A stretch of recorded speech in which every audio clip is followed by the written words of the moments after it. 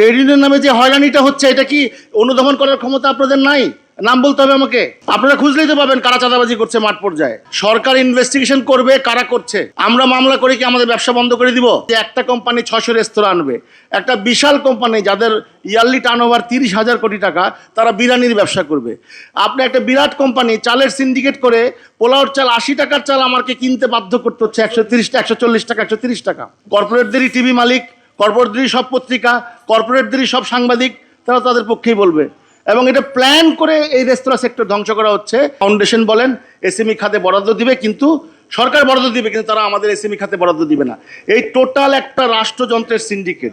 আপনি দেখবেন যে ট্যাক্স যারা নির্ধারণ করে তারা রিটায়ারমেন্টের পরে বড় কোম্পানিগুলোতে যায়। বিভিন্ন পলিসি মেকাররা রিটায়ারমেন্টের পরে ওই বড় কোম্পানিতে বিশাল বেতনে চাকরি করে। সুতরাং আমরা নতুন সরকারের কাছে আবেদন করব, এই লুটেরা, এই কর্পোরেটদেরকে যেন এই রিটেল ব্যবসায় ঢুকতে না দেওয়া হয়। একটা শিল্পনীতি করা উচিত যে কে কোন ব্যবসা করবে, কে কোনটা করবে না। এই তাদেরকে থামানোর যদি এখনো না হয়, তাহলে টোটাল আজ থেকে 10 বছর পরে দেখবেন টোটাল ব্যবসাটা ওদের কাছে চলে যাবে। ক্ষুদ্র উদ্যোক্তা বলে আর কিছু থাকবে না। বৈষম্যটা কিভাবে হয়? আমার পাশে একটা দোকান যার ট্যাক্স নাই, ভ্যাট নাই, কমার্শিয়াল কিচ্ছু নাই, সে যেই দামে বিক্রি করে আমি ওই দামে বিক্রি করতে পারবো না। সে কোন পরিবেশে করে, কোনো তদারকি নাই। আমরা স্ট্রিট ফুডের বিরুদ্ধে না। আমরা বলেছি স্ট্রিট ফুডকে একটা নিবন্ধনের আওতায়, একটা রেগুলেশনের আওতায় আনতে হবে, এবং আমি যে আইনটা মানছি তাকেও সেই আইনটা মানতে হবে। তাহলে একটা লেভেল প্লেইং ফিল্ড হবে, কোনো ব্যবসায় আনহেলদি কম্পিটিশন থাকবে না। কিন্তু এইটা তো দিনের পর দিন। আরেকটা বিষয়, আমাদের দেশের বেকারত্ব বেড়ে যাচ্ছে, তারা কোথাও না কোথাও একটা কিছু নিয়ে বসে যাচ্ছে। এইভাবে একটা রাষ্ট্র চলতে পারে না। তাহলে তো আমরা তো কম্পিটিশনে পিছিয়ে যাচ্ছি।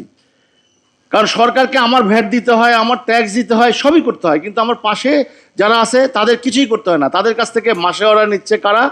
নাম কস্তে মাসেওয়ারা, ট্যাক্স ভ্যাটের লোকজন নিচ্ছে, অন্যান্য লোকজন নিচ্ছে, কিন্তু আমাকে তো সব কমপ্লেন্স মেনটেন করতে হয়। আমাকে প্রত্যেকটা পদে পদে টেনে ধরে রাখা হয়েছে। আমাকে নিবন্ধনের নামে লাইসেন্স দেওয়া হচ্ছে না, ডিসি লাইসেন্সের।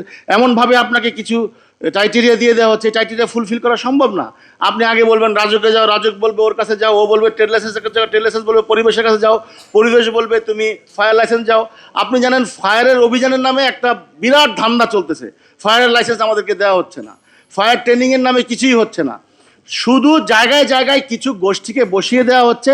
তারা বড় বড় কথা বলে হয়তো কোনো সময় সেমিনার সিম্পোজিয়ামে, কিন্তু রিয়েল যে একটা সেক্টর নিয়ে কাজ করতে হবে, সেই রিয়েল কাজ করার মতো আমরা কোনো কর্মকর্তা বলেন, কোনো সচিব বলেন, কাউকেই দেখতে পাচ্ছি না। তারা শুধু তাদের তেলবাজিতে, তাদের শুধু তাদের ফায়দা নিয়ে ব্যস্ত। আর আমরা যারা এই এসএমই খাতে, আমরা যারা আমাদের ছোট উদ্যোক্তা, আমরা এই ফেজগুলো করে যাচ্ছি। এটা একটু আপনারা, আমার বিশ্বাস যে আপনারা অনুধাবন করবেন, অনুধাবন করে ধারাবাহিকভাবে একটু আমাদের রেস্তোরাঁ খাত নিয়ে, নাহলে এই খাতটা আসলে নিয়ে যাচ্ছে। এই খাত ইচ্ছা করে প্রশ্নবিদ্ধ করা হয়েছে। RICL TMX, যুগের পর যুগ স্থাপনা থাকে মজবুত। কর্পোরেটদেরই টিভি মালিক, কর্পোরেটদেরই সব পত্রিকা, কর্পোরেটদেরই সব সাংবাদিক, তারা তাদের পক্ষেই বলবে। এবং এটা প্ল্যান করে এই রেস্তোরাঁ সেক্টর ধ্বংস করা হচ্ছে, যাতে ওই যে একটা কোম্পানি 600 রেস্তোরাঁ আনবে, একটা বিশাল কোম্পানি যাদের ইয়ারলি টার্নওভার 30,000 কোটি টাকা, তারা বিরিয়ানির ব্যবসা করবে। আপনি একটা বিরাট কোম্পানি চালের সিন্ডিকেট করে পোলাওর চাল 80 টাকার চাল আমাকে কিনতে বাধ্য করতে হচ্ছে 130 টাকা, 140 টাকা, 130 টাকা। এই চালের সিজনে সব চাল মজুত করে আমাদেরকে জিম্মি করা হয়। সমস্ত বড় কোম্পানিগুলা যখন যা মন চায় তেলের দাম বাড়িয়ে দিলাম, তেল কিন্তু পাওয়া যায়। আপনারা কিন্তু কখনো দেখবেন কোনো কিছুর অভাব হচ্ছে না। কিন্তু আমি তো চাইলেই কালকে সকালে দাম বাড়াতে পারবো না। আমি দাম বাড়িয়ে দেখলে তো আমার কাস্টমার আমাকে পিটাবে। আমরা যেই টাইপের ব্যবসা করি, সমস্ত ক্ষোভ তো আমাদের উপরে কাস্টমারদের। সকালে খেতে গেলে ক্ষোভ, দুপুরে ক্ষোভ, রাতে ক্ষোভ। তো আমরা এই জরাজীর্ণ অবস্থায় ব্যবসা করে যাচ্ছি। আমরা চাই এই সেক্টরে একটা লেভেল প্লেইং ফিল্ড হোক, বৈষম্যবিহীন একটা ব্যবসা হোক, একটা আনহেলদি কম্পিটিশন থেকে আমরা বাঁচি, একটা জেনুইন কম্পিটিশন হোক।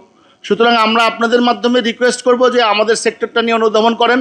আমরা তো আপনাদের কি সার্ভ করি প্রতিদিন, এভরিডে 365 ডেজ। কার বিরুদ্ধে স্পেসিফিক বলছে দেখান। কিন্তু তারা কি আজকে বিপদগ্রস্ত নয়? ট্রেড ইউনিয়নের নামে যে হয়রানিটা হচ্ছে এটা কি অনুধাবন করার ক্ষমতা আপনাদের নাই? নাম বলতে হবে আমাকে। আপনারা খুঁজলেই তো পাবেন কারা চাঁদাবাজি করছে মাঠ পর্যায়ে।